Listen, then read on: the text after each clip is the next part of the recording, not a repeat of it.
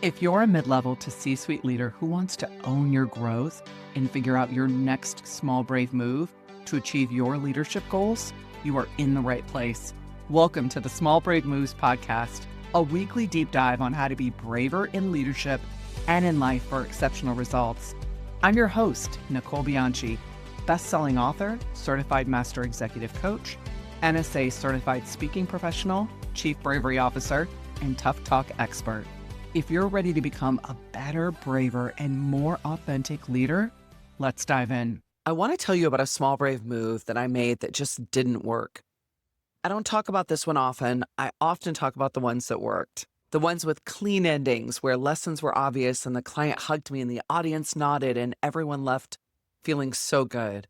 And that's not this story. And this is the one where I was brave and the outcome was not what I had hoped for. And I'm still years later trying to figure out what to do with it and what it cost me.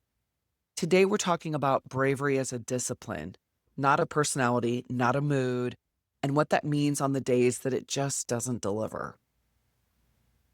Stop waiting to feel brave because you're not going to wake up one morning and feel brave enough.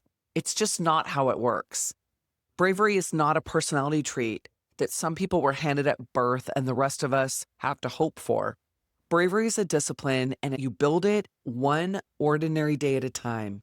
On a Tuesday morning where nothing is on fire, when no one's watching, and there's no adrenaline or crisis or reason, except that you promised yourself you would. And here's what nobody tells you about discipline. Discipline is not a guarantee.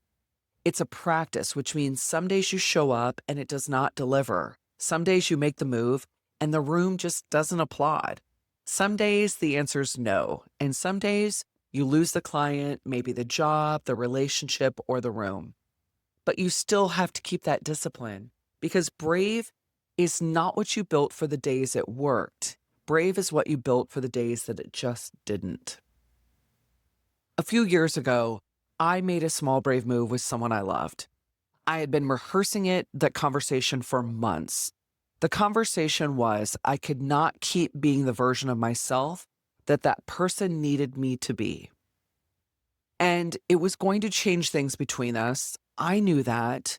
And I had prepared for it in a way that I tell every client to prepare. I said the sentence out loud.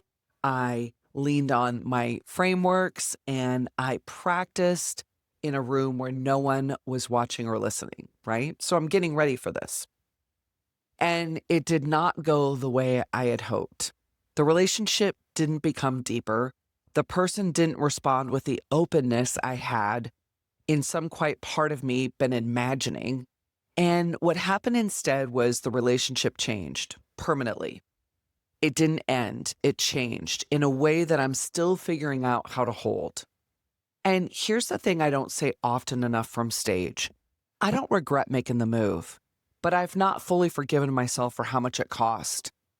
Some small brave moves save you and some ask something of you that you don't know the price for years later. Now, am I glad that I stood up for myself and I talked about the version that I was no longer, that they were trying to hold on to? Absolutely. What I expected to happen was that they would want to explore what this new relationship would look like together. And they didn't. They took it personally. They were defensive. They didn't hear the message that I was really wanting them to hear. Now, part of that could have been me. Part of that could have been how I delivered it. Part of it could have been that relationship wasn't meant to continue on anyway. So with all of that named, here are the 3 rules of the practice that I will stand by every single one of them. I stood by them the day that the move didn't work, and I stand by them today.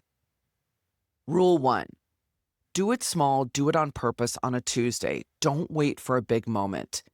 The big moment will come and you'll fail if you haven't practiced. So think small on a Tuesday when nothing is at stake except the promise you made to yourself. Rule 2, track it. Bravery invisible to you does not accrue. Keep a list, one line. Today, I did the small brave move of, and then finish that sentence. You're not journaling, you're building evidence because your brain is going to tell you on the day that the big move comes that you've never done anything brave, and your list will prove them wrong. Rule 3, do it before you feel ready. The people who look ready did the thing before they felt ready and let the feeling catch up on the other side. Some of them, the feeling caught up beautifully. Some of them, it just didn't. Both of them stayed with the practice, and that's the discipline. Here's the deeper thing I want you to hold. The discipline of bravery is not the discipline of doing brave things or having them work. It's the discipline of showing up as the version of yourself you actually are, regardless of the outcome. Every small brave move is an act of self-recognition. You're saying, I am the person who says the sentence. I am the person who sends the email. I am the person who asks the question. I am the person who does not shrink here, whether or not the room agrees. And that is why bravery is a self-leadership discipline. It's not conquering the room. It's conquering the internal negotiation you've been having with yourself for years about whether you're allowed to take up space you're already standing in. And here's what I know after years of doing this work. The move you didn't make is always more expensive than the one you did.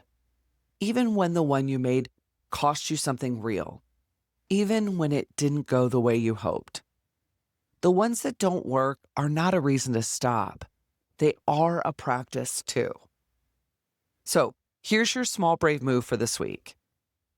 One move small on a Tuesday or whatever day you're listening to this, and when you make it, write it down, one line.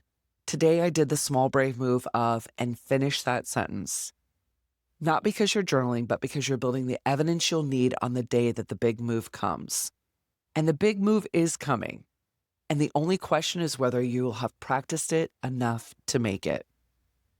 If this episode was for you, the one who made the move and it didn't go the way you hoped, I hope to hear directly from you. The ones that don't work are the practice too. And I want to just say, keep going.